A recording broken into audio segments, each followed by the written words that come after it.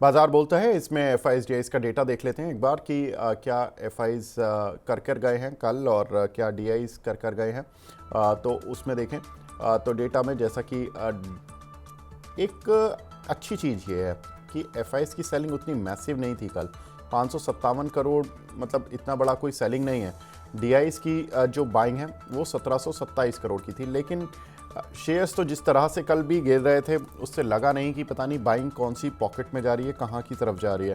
लेकिन कुल मिलाकर ये कह सकते हैं कि हाँ, एफआईज डीआईज का डेटा इतना ख़राब नहीं है जितना कि मार्केट ख़राब चल रहा है। एक बार देख लेते हैं आज ग्लोबल मार्केट किस तरह से चल रहे हैं, क्योंकि ग्लोबल मार्केट से ही आज सारा मार्केट गिरा हुआ है। डाउ जोन्स कल करीब 194 पॉइंट गिरा। शंघाई में करीब 1% की गिरावट है। हैंसेंग में 2.25%, निकाई करीब 3%, कोस्पी करीब 3% और इंडिया जैसा कि गिरा हुआ है तो हम देख ही रहे हैं कि करीब 900 पॉइंट। तो सारे ही एशियन मार्केट अच्छे से रेड में हैं और साथ ही अगर देखें तो अमेरिकन मार्केट्स उतना डीप रेड में नहीं था जितना कि एशियन मार्केट्स इस समय हैं। और चाइना पर टैरिफ की बातें हो रही हैं कि चाइना पर भी 10% टैरिफ और बढ़ेगा और मैक्सिको कनाडा की बात हो रही है। तो वो सारी बातें अभी विस्तार से करेंगे, लेकिन एक बार देख लेते हैं गेनर्स लूजर्स, कौन से टॉप गेनर्स हैं, कौन से टॉप लूजर्स हैं। उन शेयरों की सूची में देखें तो जिंदल वर्ल्ड वाइड टॉप पर है, करीब 9% ऊपर है। KSB pump 6.25%, dB reality 5.25%, KEI Polycab इनमें थोड़ा बाउंस बैक आज देखने के लिए मिला कल की गिरावट के बाद। एक बार देख लेते हैं आज के टॉप लूजर्स कौन से हैं, कौन से काउंटर हैं जो कि आज अच्छे से गिरे हुए हैं। तो अच्छे से गिरने वालों में पतंजलि यहाँ पर 10% की गिरावट, ABREL करीब 8%, विजया डायग्नोस्टिक करीब 7%, AIIL करीब 7%, दीपक फर्टिलाइजर करीब 7%। तो ये सारे काउंटर हैं जिनमें कि तेज गिरावट देखने के लिए मिल रही है। बड़ी खबर इस समय यही है, जिस खबर से आज 1000 पॉइंट ये हमारा मार्केट गिरा हुआ है, दुनिया भर के बाजार गिरे हुए हैं। मैक्सिको और कनाडा पर टैरिफ जो है वो 25% का वो 4 मार्च से लग जाएगा, डोनाल्ड ट्रंप ने कल बोला। और उसके बाद हमने देखा कि दुनिया भर के बाजार रेड मार्क में आ चुके हैं। उन्होंने कहा है कि चीन पर भी 10% टैरिफ बढ़ाया जाएगा। तो जो टैरिफ है चाइना पर भी लगेगा और मैक्सिको कनाडा सभी पर लगेगा। अमेरिका में जॉबलेस क्लेम भी बढ़ गया है। अब वहाँ पर दूसरी प्रॉब्लम ये हो रही है कि एक तो आप टैरिफ लगाकर इन्फ्लेशन बढ़ा रहे हैं, दूसरा जॉबलेस क्लेम बढ़ रहे हैं। तो कहीं ना कहीं अमेरिका दिक्कत में तो है। और आज ऊपर से अमेरिकी महंगाई दर के भी आंकड़े आने वाले हैं। परचेजिंग पावर इंडेक्स जो उनका होता है वहाँ पर बड़ा इंपॉर्टेंट रोल ये आंकड़ा तय करता है कि वहाँ पर किस तरह का डेटा देखने के लिए मिलेगा। परचेजिंग पावर एक्सपेंडिचर होता है, इसको इन्फ्लेशन से कनेक्ट किया जाता है और उसका ही इम्पैक्ट होता है, हमने देखा है अमेरिकन मार्केट्स पर।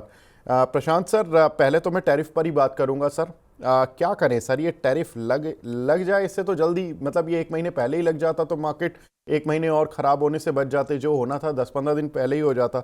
अब ये तो 4 मार्च को, अब 4 मार्च तक फिर एक हैंगओवर है, उसके बाद भी 3-4 दिन और इम्पैक्ट रहता है। क्या करेंगे सर? देखो, ट्रम्प एक्चुअली ट्राई कर रहा था कुछ नेगोशिएट करने के लिए, तो इसलिए 1 महीने पहले उन्होंने जो अनाउंस किया था 25 no percentage to Mexico and Canada. तो एक कुछ तो कुछ नेगोशिएशन टेबल पे आएगा, कुछ बात चलेगी, बट वो कुछ हुआ नहीं। तो I think it he has immediately no applied from March 4। और जो चाइनीज का भी था वही चीज थी कि बोथ विल टॉक टुगेदर, कुछ तो ट्रेड डिफिसिट के बारे में, कुछ एक्सपोर्ट इंपोर्ट के बारे में कुछ डील होगा, कुछ बात होगा, कुछ नेगोशिएशन होगा, ये सोच के उन्होंने टाइम दिया था। बट अभी कुछ हो नहीं रहा है। जिस तरीके से इंडिया एक बार विजिट किया था अमेरिका, और उसके बाद फिर कुछ ना कुछ तो डील करके आया वापस। तो I think that was the expectation from Trump ki lot of countries they will come and discuss with Mr. Trump for doing better business, but वो हुआ नहीं है। तो I think he is going very hard on that. अप्रैल 2 के बाद तो उन्होंने बोला भी है कि बाकी कंट्रीज को जो रेसिप्रोकल लगने वाला है वो भी लगेगा ही। तो ओवरऑल जो है बड़ा जो बिजनेस है वो ऑब्वियसली चाइना से था, उनको तो डाल ही दिया, अभी डेट भी दे दिया उनको। तो मुझे लगता है कि अप्रैल 2 तारीख तक ये जो टैरिफ वाला जो मामला है वो चलते रहेगा और मार्केट्स को खराब करते रहेगा। बिल्कुल। अब 4 मार्च सर, आप मार्केट में कितने साल से हैं? Almost I am completing 18 years. 18 years, तो 2008 वाला फॉल देखा होगा सर अच्छे तो से। वही मेरा एंट्री पॉइंट था। बिल्कुल। सर आपको याद है कि मार्च में 2009 में मार्च कब मार्च में ही मार्केट ने रिकवरी शुरू की थी। 9 मार्च 2009 सर, वहां से मार्केट ने अपने बॉटम लगाए थे पूरी दुनिया ने। और वहाँ से एक शार्प पुलबैक आया था 9 मार्च 2009, आई रिमेंबर। तो सर ये वही वाली स्थिति तो नहीं बन जाएगी 9 मार्च, क्योंकि हमने देख लिया कि इंडिया तो मतलब कम से कम हम कह ही सकते हैं कि बहुत ख़राब हालात में चल रहा है पिछले 6 महीने से। 4 मार्च को सारे कलेश जो भी हैं मार्केट के वो सब एक जगह आ जाएंगे कि भैया हमारा ये है, आज जीडीपी डेटा भी आ जाएगा। तो ये लगता है कि आपको कि 9 मार्च या 10 मार्च जो भी टेंटेटिवली कि यहाँ से बॉटम फिशिंग करने का सही समय आ जाएगा? देखो आई थिंक वो टाइम जो है मार्च 9 तारीख या मार्च 15 तारीख में एक्सपेक्ट कर रहा हूँ कि मार्च 15 तारीख तो मार्केट स्टेबलाइज होने की कोशिश करेगा।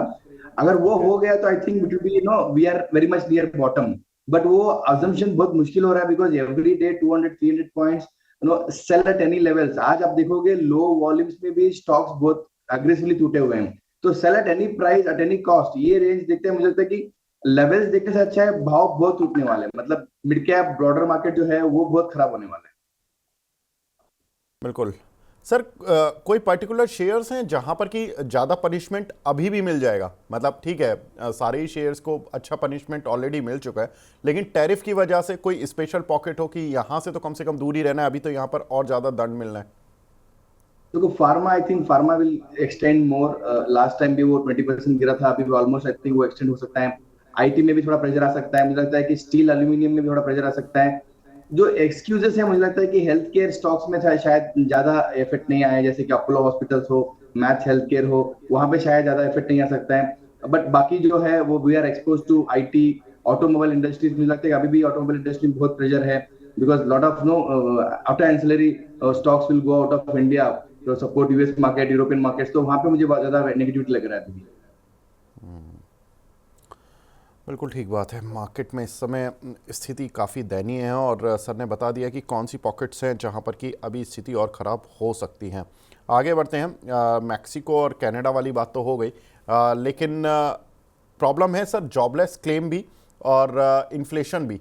तो अमेरिकन इकोनॉमी जिस तरह से चल रही है कि एक तरफ आप टैरिफ लगाकर अपने यहाँ इन्फ्लेशन को बढ़ा रहे हैं, दूसरा कि आपके यहाँ बेरोजगारी बढ़ रही है, तीसरा कि आप जब तक टैरिफ लगा के वो सारी चीज़ें दोबारा से अपने देश में बनाएंगे, फैक्ट्रियाँ लगाएंगे, कैपेसिटी एक्सपैंड करेंगे, बहुत टाइम लग जाएगा। तो उससे इंडिया की जो अमेरिका की इकोनॉमी है उस पर भी इम्पैक्ट आ सकता है। सर ये कंसर्न है जिसकी वजह से हम देख रहे हैं कि आईटी काउंटर्स लगातार टूट रहे हैं, जिनकी 60% अर्निंग लगभग यूएस से आती है।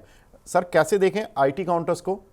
देखो ऑलरेडी बहुत सारे जो बड़े कंपनीज हैं जहाँ पे यूएस लिस्टेड कंपनी जैसे कॉग्निजेंट हो या एसेंचर हो, ऑलरेडी उन्होंने अपना गाइडेंस में दिखा दिया है कि there will be lot of spending cuts because of the new inflationary pressure which is been expected due to the tariff war.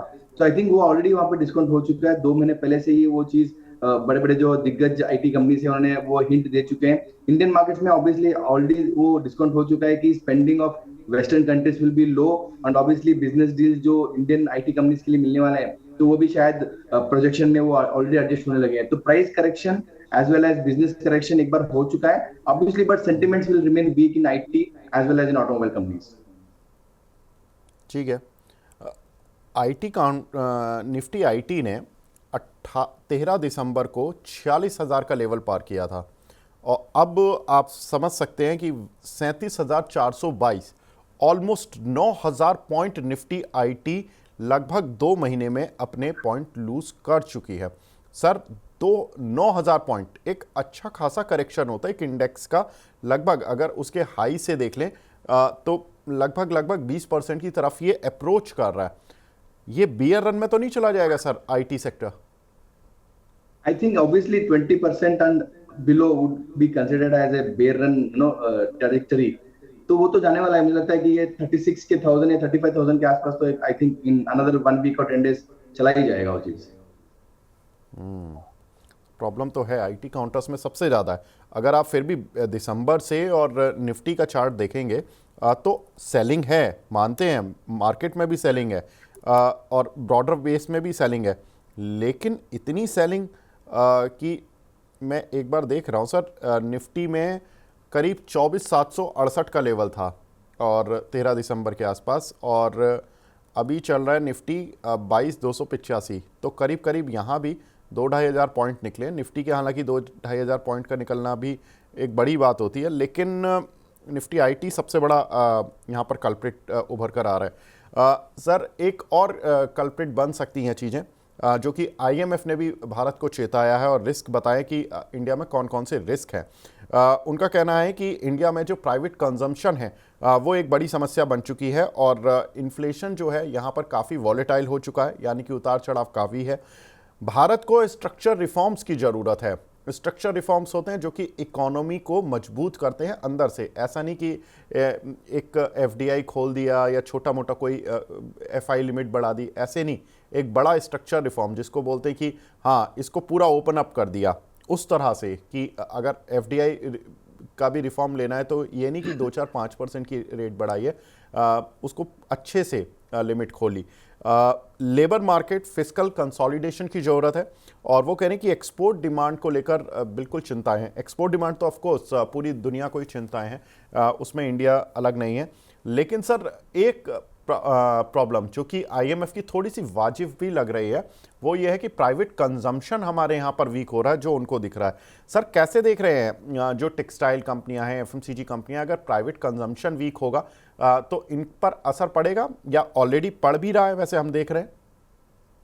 I think पड़ भी रहा है। आपने देखा होगा लास्ट 9 महीने से प्राइवेट कैपेक्स भी बहुत लो हुआ है, कंजम्पशन भी लो हुआ है और मार्केट में दिख ही रहा है because of higher inflation growth आगे एज वेल एज कंजम्पशन का जो ग्रोथ नंबर्स आ रहे हैं मार्केट्स में वो भी खराब ही आ रहे हैं। तो I think it is almost discounted in the market, but rightly pointed by IMF कि वो जो बड़े बड़े रिफॉर्म्स थे, आई थिंक मुझे लास्ट 2 साल से गवर्नमेंट ऑफ इंडिया का कोई बड़ा रिफॉर्मिंग एक्शन कोई दिख नहीं रहा है because we were in the election period. Again now again we are into consumption period. मुझे लगता है कि जो कंजम्पशन स्टोरी बजट में जो लाया था, इट वाज बिहाइंड, मतलब to get this growth back in action. But बड़े रिफॉर्म जैसे जीएसटी हो, जैसे जो इसमें लाए थे बड़े बैंकिंग सेक्टर में लाए थे, मुझे लगता है कि वैसे रिफॉर्म्स मुझे लगता है लास्ट 2 साल में मिसिंग है and IMF have identified it rightly because वो बड़े स्ट्रक्चरल चेंजेस होते हैं that will impact the growth of the company of the country as well as the economy.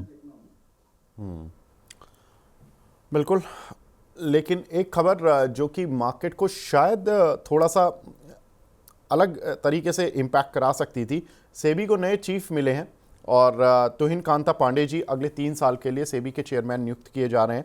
साथ ही तुहिन कांता पांडे जी अभी देश के फाइनेंस और रेवेन्यू सचिव हैं, सेक्रेटरी हैं। 1987 में इन्होंने आईएएस पूरा किया था, एमबीए ब्रिटेन से किया, उड़ीसा कैडर से हैं, प्लानिंग कमीशन में भी 5 साल जॉइंट सेक्रेटरी रहे हैं और भारत सरकार में कई फाइनेंस की जो डिपार्टमेंट्स हैं उनमें सेक्रेटरी लेवल पर ही उन्होंने काम किया है।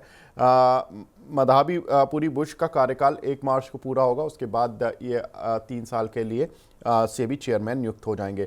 सर, जो मैडम का कार्यकाल रहा उसमें लास्ट में पिछले 1 साल में काफ़ी उन पर छीटाकशी की गई। उसके बाद ये भी माना गया कि उन्होंने जो F&O को लेकर, मार्जिन्स को लेकर और जो म्यूचुअल फंड्स में जो नियम सख्त किए, उससे मार्केट थोड़ा सा गिरा है, मार्केट कमज़ोर हुआ है। ठीक है, मार्केट के केवल गिरने की वजह वो सारे कदम नहीं हो सकते। मार्केट के गिरने की 2 वजह जो अक्सर इन्वेस्टर बोल रहे हैं वो यही है कि एक तो कैपिटल गेन लगाया आपने जुलाई में, जो बढ़ाया आपने short term capital gain, long term capital gain, लेकिन उसके अलावा जो सेबी की तरफ से कदम उठाए गए कि मार्जिन्स टाइट किए गए, नॉर्म्स टाइट किए गए, एफआईज के नॉर्म्स भी टाइट किए गए, म्यूचुअल फंड पे थोड़ा सा शिकंजा आया, उसकी वजह से भी मार्केट की हालत आज इस तरह की है।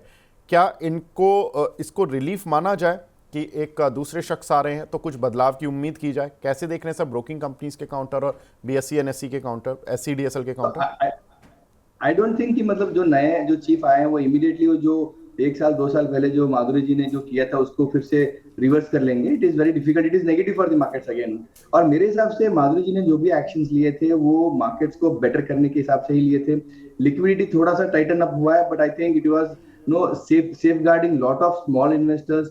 जिस तरीके से एफएनओ का जो डेटा वो पब्लिक में दिखा रहे थे, जो स्ट्रेस टेस्ट के उसके ऊपर बहुत सारे रेगुलेशंस लेके आए थे, कंपल्शन कर दिया था बहुत सारे म्यूचुअल फंड्स के लिए और लिमिट के हिसाब से, मार्जिन के हिसाब से, obviously it was better for the markets. हमने देखा ही होगा ये सब चीज करने के बाद भी हमने सितंबर तक ऑल टाइम हाई टच भी कर चुके थे। मतलब it was accepted कि it is better for the markets, it is making markets very clean, very क्या बोलते हैं उसको, clear for the global investors as well as the retail investors, जहाँ पे safeguard of capital should be most important, और थोड़ा सा awareness of market volatility उन्होंने दिया हुआ है. But the new chief जो आया, I think we need to wait and watch. ऐसे टाइम पे आए हुए हैं जहाँ पे मार्केट्स के मोमेंटम बहुत ही नेगेटिव वे में जा रहे हैं.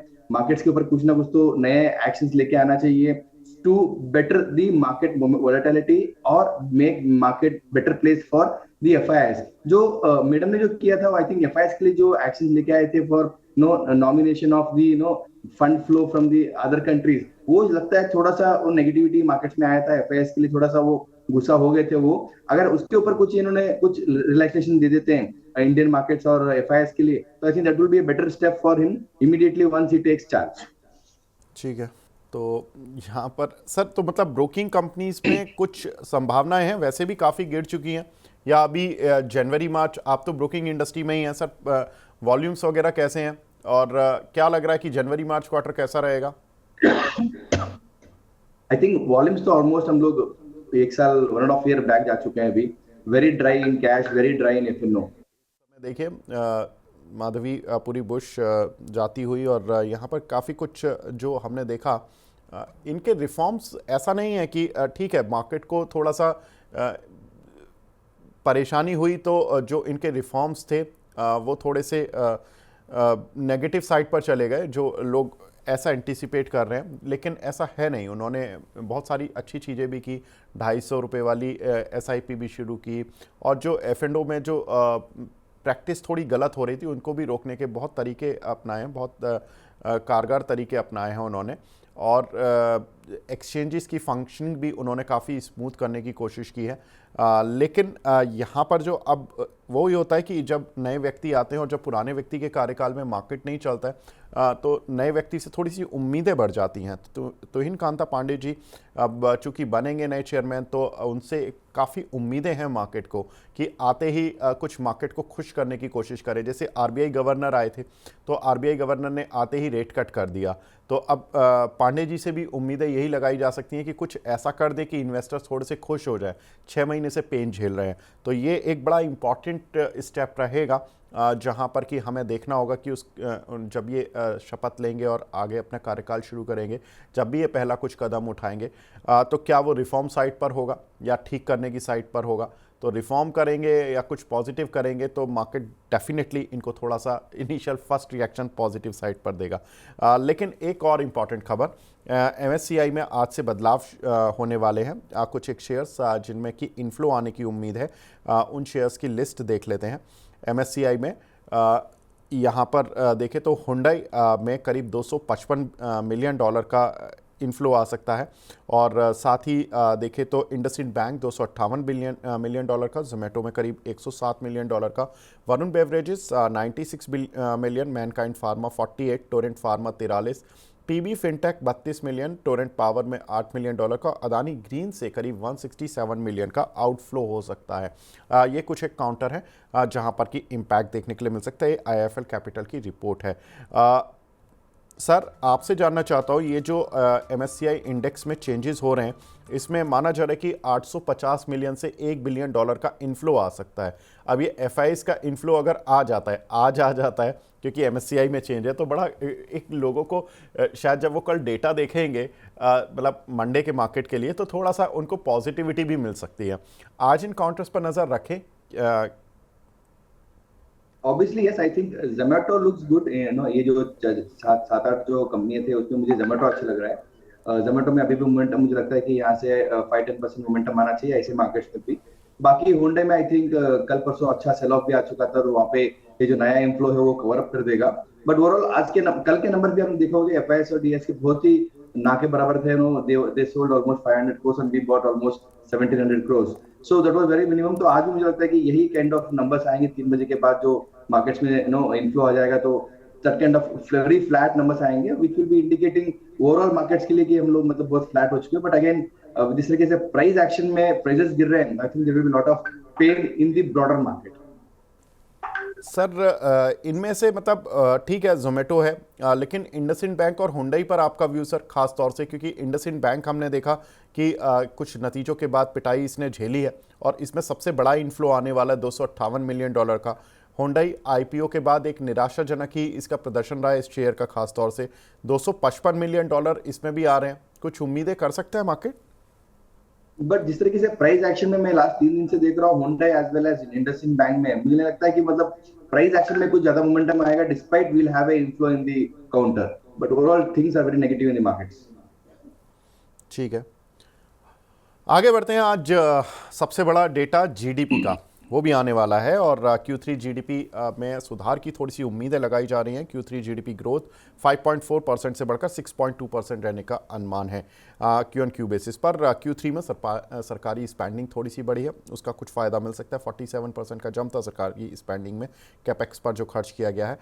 Q2 में ये 10% की ग्रोथ थी। Q3 में अच्छी स्पेंडिंग हुई है। Q3 में एक्सपोर्ट आंकड़े भी थोड़े से बेहतर हुए हैं, तो उनका भी एक फ़ायदा मिल सकता है। साथ ही जो खरीफ की फसल है उसका भी फ़ायदा मिलेगा, क्योंकि मानसून ठीक ठाक आया था, तो उसका इम्पैक्ट देखने के लिए मिल रहा है। सर कैसे देख रहे हैं जीडीपी डेटा को आज जो आने वाले हैं? क्योंकि हमने देखा कि Q2 में जो जीडीपी ग्रोथ आई थी वो काफ़ी 6% के भी नीचे चली गई थी। बॉटम लग गया जीडीपी का या अभी बचा है? आई थिंक ये बार जो Q3 के नंबर से थोड़े बेटर आएंगे। आपने 2 रीजन बता दिए, third reason would be festival season, जो भी स्पेंडिंग हुआ है मुझे लगता है कि वहां से भी थोड़ा सा जीडीपी सपोर्ट आना चाहिए। एंड इवन आई थिंक थोड़ा 200 to 300 basis point versus Q3 GDP, Q2 GDP will be seen in the market, मतलब 6 और 6.2 के ऊपर आसपास में जाना चाहिए। और even I think Q4 numbers will also be very much attractive in the month of April जब हम देखेंगे, तो मुझे लगता है कि वहां पे भी because of the Kumbh Mela spending again, I think that will also add lot of GDP support in Q4। तो ओवरऑल मुझे लगता है कि जो Q2 का जो नंबर था वो बॉटम आउट हो सकता है considering the current trend, but Q3 will be better than Q2। बिल्कुल, एक बार आप स्क्रीन पर भी देख सकते हैं कि जीडीपी ग्रोथ किस तरह की देखने के लिए मिल सकती है। Q3 में एक्सपेक्टेड है 6.2% की जीडीपी ग्रोथ। Q2 में यही ग्रोथ 5.4% की रही थी। Q1 में 6.7% की रही थी। तो ये आप देखिए सबसे नीचे Q1 FY24 जहाँ पर कि 8.2% की ग्रोथ थी, वहाँ से लगातार 8% 3 क्वार्टर में रही, 8.2, 8.1, 8.6, उसके बाद गिरना शुरू हुई। Q4 में गिरी, 7.8% आ गई। फिर Q1 FY25 में 7 के भी नीचे आ गई, 6.7 हो गई। Q2 में 5.4 रह गई। तो अब ये माना जा रहा है कि जो 5.4 रही है ये बॉटम है और यहाँ से अब रिकवरी शुरू हो जाएगी इंडियन जीडीपी की। अगर ईयरली बेसिस पर भी देखें तो इस साल की जो जीडीपी ग्रोथ है वो 6.4% एक्सपेक्टेड है। अब 6.4% की ग्रोथ लाने के लिए आंकड़ा Q4 का भी इम्पॉर्टेंट ही रहेगा, तो आउटलुक भी देखना होगा जीडीपी आंकड़ों के साथ क्या रहता है। साथ ही देखें तो FY24 में जो जीडीपी ग्रोथ थी वो 8.2% थी। FY27 में FY23 में 7% की जीडीपी ग्रोथ थी।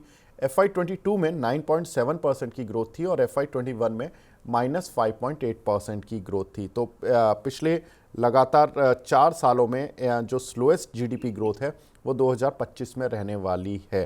तो ईयरली एक बार चार्ट देख लेते हैं, आप देख सकते हैं स्क्रीन पर कि 6.4% की ग्रोथ जो है इस साल की जो एक्सपेक्टेड है, ये पिछले 4 साल की स्लोएस्ट जीडीपी ग्रोथ कह सकते हैं। कोविड में FY21 में जो नेगेटिव ग्रोथ थी वो तो एक एक्सेप्शन ईयर था, उसको अलग छोड़ देते हैं, बाकी ये 4 सालों में सबसे स्लोएस्ट ग्रोथ है।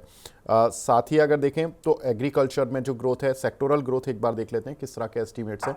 एग्रीकल्चर में करीब 4% की ग्रोथ एक्सपेक्टेड है, मैन्युफैक्चरिंग में 5%, माइनिंग में 3%, ट्रेड एंड होटल्स में करीब 6%, फाइनेंशियल्स में करीब 9%, पब्लिक एडमिनिस्ट्रेशन में करीब 9% की ग्रोथ एक्सपेक्टेड है। अगर हम इसको कंपेयर करें लास्ट ईयर से तो इसमें फाइनेंशियल, पब्लिक एडमिनिस्ट्रेशन यहाँ पर थोड़ी सी ग्रोथ दिख रही है और जहाँ पर स्लो दिख रहा है वहाँ पे उसमें है माइनिंग। तो ये कुछ एक सेक्टर्स हैं जहाँ पर कि हमें दिख रहा है कि इस साल पर थोड़ा सा इम्पैक्ट है। सर फाइनेंस और वर्सेस माइनिंग, क्योंकि ये 2 सेक्टर हैं जहाँ पर कि फाइनेंशियल में ग्रोथ अच्छी दिख रही है, माइनिंग में थोड़ी सी स्लो डाउन होता हुआ दिख रहा है इस साल पर। क्या लग रहा है कि जो माइनिंग शेयर हैं ऑलरेडी पिट चुके हैं और बैंकिंग शेयर ऑफ कोर्स थोड़ी सी स्ट्रेंथ दिखा रहे हैं as compare to market fall. आज भी बैंक निफ्टी सर 370 पॉइंट गिरी हुई है, जबकि सेंसेक्स 1000 पॉइंट और निफ्टी आईटी करीब 1700 पॉइंट अब होने वाला है। क्या करें सर बैंकिंग शेयरों में, माइनिंग शेयरों में? देखो माइनिंग अभी भी मुझे लगता है कि it's a global commodity business, तो वहां पे अभी भी प्रेशर जारी रहेगा। China is a major consumer और मेजर एक्सपोर्टर, तो मुझे जब तक चाइना यूएस के जो ये ट्रेड डील सब सेटल होते नहीं है तब तक मुझे लगता है ग्लोबल कमोडिटी मेटल्स में थोड़ा सा प्रेशर रहेंगे, तो obviously that will reflect in Indian markets also. With respect to banking, I think banking थोड़ा सा अच्छे स्ट्रॉन्ग नंबर्स से बाहर आ रहे हैं। मुझे लगता है कि जो Q2 नंबर्स थे वो ऑलमोस्ट बॉटम हो चुके हैं, Q3 नंबर्स भी थोड़े फ्लैट और पॉजिटिव ही थे। कमिंग डाउन द लाइन मुझे लगता है कि banking will not underperform more, ये स्टेबलाइज रहेगा, आसपास ही रहेगा, जिस तरीके से HDFC bank, Axis bank, SBI 700 के आसपास जो टिका हुआ है। मुझे लगता है कि banking private as well as banking PSU will stabilise at this point of time. Again downside कम है, बट ऑब्वियसली ये यहाँ पे कंसोलिडेट होकर यहाँ पे स्ट्रांग रहेगा। जी देखिए, माइनिंग शेयरों में आज आशापुरा माइन कैम्प में तो करीब 5% का डाउन सर्किट लगा हुआ है। कोल इंडिया में खबर आई थी कि उन्होंने कुछ चार्जेस बढ़ाए हैं 300 रुपये पर टन के, जिसकी वजह से आज कोल इंडिया में करीब 2.5% का मूव देखने के लिए मिल रहा है। सर मैं पढ़ रहा था इसमें करीब 3500 से 3800 करोड़ रुपए के आसपास का रेवेन्यू इनका एनुअली बढ़ जाएगा, इस तरह की बातें हो रही हैं। ये कितना बड़ा पॉजिटिव है कोल इंडिया के लिए प्राइस बढ़ाना? So I think it can be a 5-10% reaction in terms of their realization। ज्यादा इससे वो ज्यादा फर्क नहीं पड़ेगा। आई थिंक मोमेंटम में वो पॉजिटिविटी ऑलरेडी आ चुके हैं, 2-3 दिन से coal India is in positive no already because of this news been expected in the market. But again obviously it's a less than 5% realization per ton for the next financial year, so it is almost negligible।